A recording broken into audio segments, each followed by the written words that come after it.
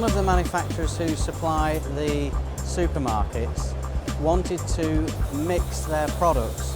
So you can see here, for example, we've got 3 different types of pot noodle all on one tray.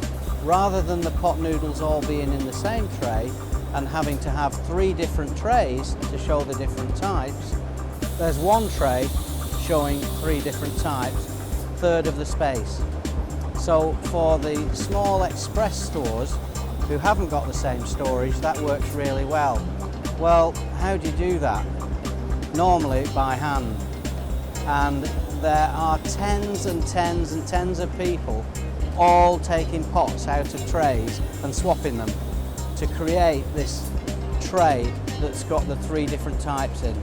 The manufacturer approached Pacepacker Services to see whether we could automate that process, and we were able to do it. This is unique to Pacepacker Services, and it shows how we can innovate. We have seen in the last 12 months an explosion of demand for this type of product. It could be pots, punnets, tins, jars. Takes up very little space and can handle in the region of anything up to 120 or multiple lines, 240 packs a minute, that sort of speed. So DCS is FANUC's safety software which runs over dual CPU, so it's fully man-safe to performance level E. It enables you to create zones around the robot, so you can close the guarding in as tight as you like to the robot. It doesn't have to be a large envelope that allows the robot to keep clear of everything. That's one of the simple functions of it.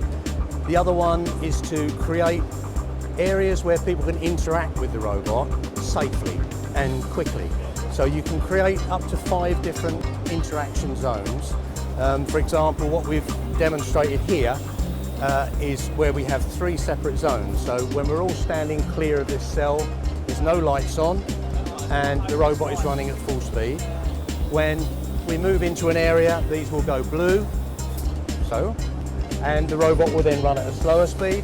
When we're in the green area, this now slows the robot to a level where you can safely approach it.